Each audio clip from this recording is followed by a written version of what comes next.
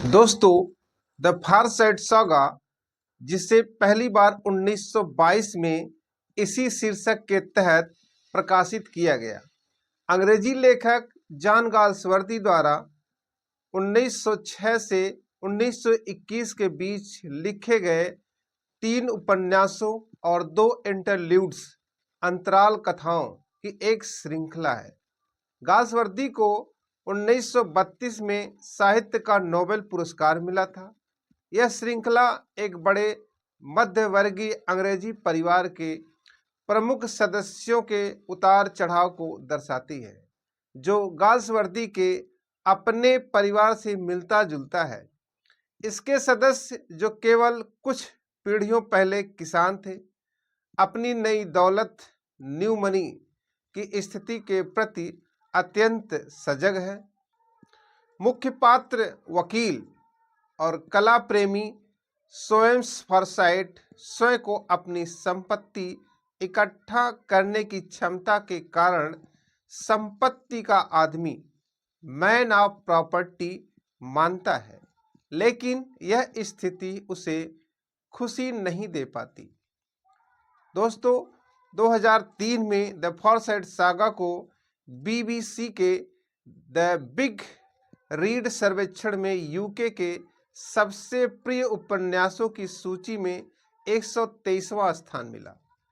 इस सागा के विभिन्न हिस्सों तथा पूरी कहानी को कई बार सिनेमा और टेलीविजन के लिए रूपांतरित किया गया है।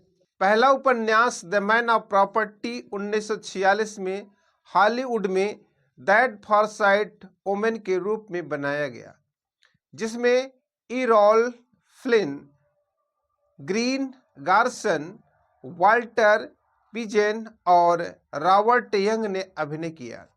1967 में बीबीसी ने 26 भागों की एक लोकप्रिय श्रृंखला बनाई, जिसमें द फॉरसाइट सागा और इसके बाद की त्रयी ए मॉडर्न कॉमेडी को दर्शाया गया।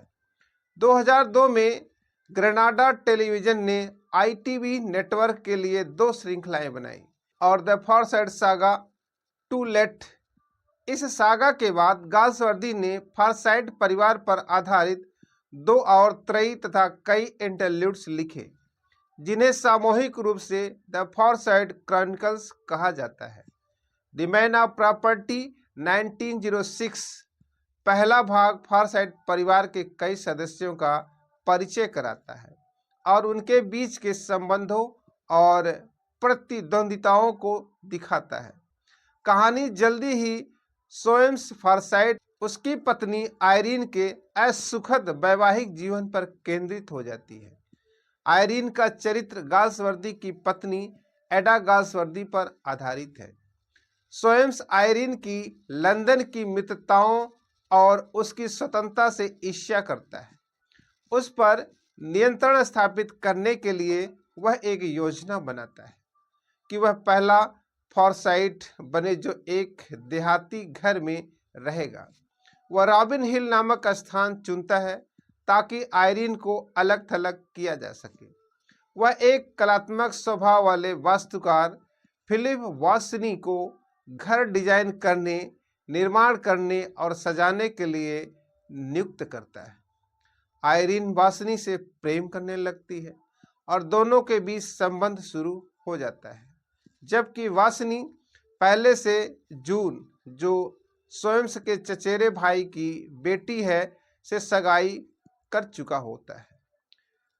2 फॉरसाइट भाइयों, जेम्स सोएम के पिता और ओल्ड जोलियन, जून के दादा, के बीच की प्रतिद्वंदिता भी मुख्य कहानी के समानांतर चलती है। ओल्ड जोलियन अपने बेटे यंग जोलियन को बरसों पहले उसकी पत्नी को छोड़ने के कारण परिवार से अलग कर चुका था, लेकिन अब वह अपनी वसीयत बदलकर उसे उत्तराधिकारी बनाने का निर्णय लेता है। आयरीन, जो आर्थिक रूप से असहाय है, सोएम्स को छोड़ देती है। ठीक उसी समय जब सोएम्स वासनी के खिलाफ मुकदमा जीतकर उसे दिवालिया बना देता है, वासनी निराश होकर एक धुंधली रात में बस दुर्घटना में मर जाता है। Indian summer of a Forsyte 1918 old Jolyon Robin Hill में अपने छोटे पोतियों के साथ एक सुखद गर्मी बिताता है, जबकि उसका बेटा यंग जोलियन स्पेन की यात्रा पर होता है। आयरीन उस स्थान पर आती हैं ताकि वह बासनी के साथ बिताए समय की यादें ताजा कर सके। वह कई बार वहां आती हैं और ओल्ड जोलियन उससे मिलने चेल्सी भी जाता है। वह अपने जीवन और बढ़ती उम्र पर विचार करता है और अपनी वसीयत में आयरीन के लिए धन छोड़ता है, जिसमें यंग जोलियन ट्रस्टी होता है। अंततः ओल्ड जोलियन रॉबिन हिल के बगीचे में एक पुराने ओक वृक्ष के नीचे मर जाता है। इन चांसरी 1920 दूसरा उपन्यास सोएम्स और उसकी बहन बेनिफ्रेड के वैवाहिक संघर्षों पर केंद्रित है। वे अपने जीवन साथियों आयरीन और मॉन्टेग्यू डार्टी से तलाक लेने की कोशिश करते हैं। सोएम्स अपनी बहन को अदालत जाने के लिए कहता है, लेकिन स्वयं तलाक लेने से बचता है। वह आयरीन का पीछा करता है, उसे विदेश तक फॉलो करता है और उससे संतान की मांग करता है। ओल्ड जोलियन की मृत्यु के बाद आयरीन को 15,000 पाउंड मिलते हैं, जिन्हें यंग जोलियन संभालता है। धीरे धीरे आयरीन और यंग जोलियन के बीच गहरा संबंध बन जाता है। सोएम्स उन दोनों पर अवैध संबंध का आरोप लगाता है।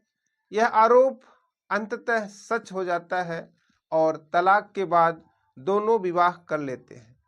उनका एक पुत्र होता है, जॉन फॉरसाइट। इस बीच सोएम्स फ्रांसीसी महिला एनड से विवाह करता है, जिससे उसे एक बेटी होती है, फ्लर। अवेकनिंग 1920 यह इंटरल्यूड 8 वर्षीय जॉन फॉरसाइट के मासूम और खुशहाल बचपन को दर्शाता है। वह अपने माता पिता के प्यार में पला बढ़ा है और उसकी हर इच्छा पूरी की जाती है। टू लेट 1921 यह उपन्यास सागा का समापन करता है। फ्लर और जॉन, जो चचेरे भाई हैं, एक दूसरे से प्रेम करने लगते हैं, लेकिन वे अपने परिवार के अतीत से अनजान होते हैं। जब सोएम्स जोलियन और आयरीन को उनके प्रेम के बारे में पता चलता है, तो वे उन्हें मिलने से मना कर देते हैं। आयरीन को डर है कि फ्लर अपने पिता की तरह स्वामित्व की भावना रखती है। फ्लर के लिए माइकल मोंट एक अच्छा वर है, जिससे विवाह करने पर वह उच्च वर्ग में प्रवेश कर सकती है।